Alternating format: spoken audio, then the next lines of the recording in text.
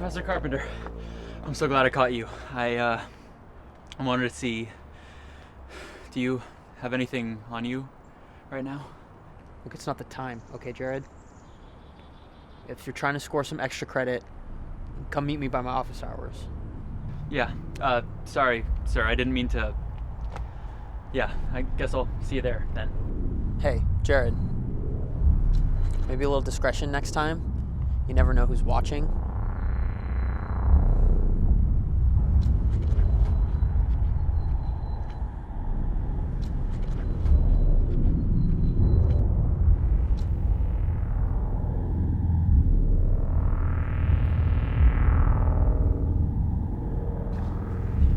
Mr. Carpenter, so glad you could finally make it. Hi, you must be the curator I was told to meet with. I'm sorry I'm so late. Things have just been so hectic with work. I didn't know if I'd be able to come at all. I always knew you would make it, Mr. Carpenter. I must say, we're delighted to work with an expert such as yourself to get a piece in our museum here. We've all taken a great interest in your work. If you'll follow me, I'll take you on a walk through our latest exhibit.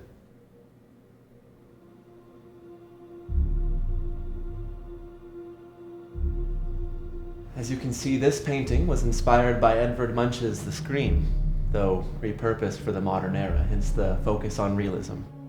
Most of the modern art that I study tends to be more abstract. Yes, that's exactly what the artist was trying to comment on when he made the piece. See, by making it so lifelike, he was pointing out that by abstracting our art, we hide ourselves from the horrors of reality. Why do you think they're screaming? I suppose that's up to interpretation. I'm sure you have a few theories of your own, Professor.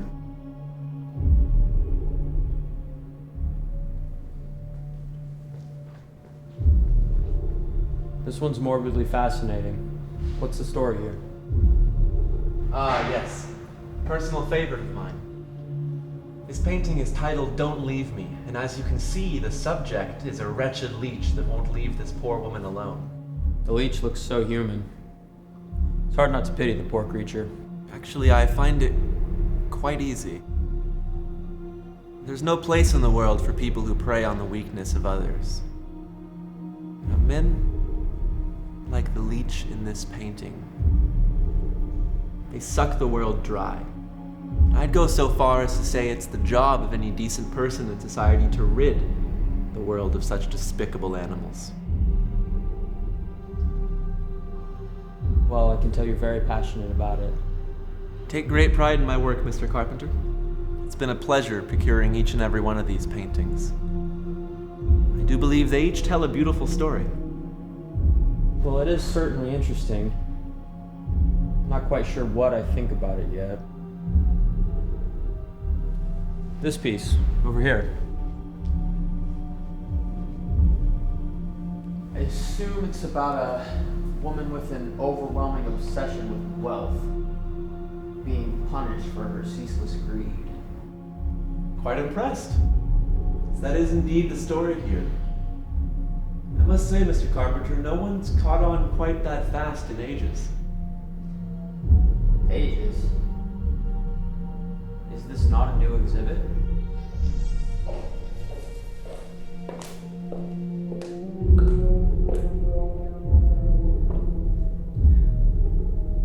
Grace? Here's the paperwork you need to sign, Mrs. Carpenter. Just sign here, initial here, and then name and date here. Okay. Grace? What are you doing here? I thought you were supposed to be at work. Grace!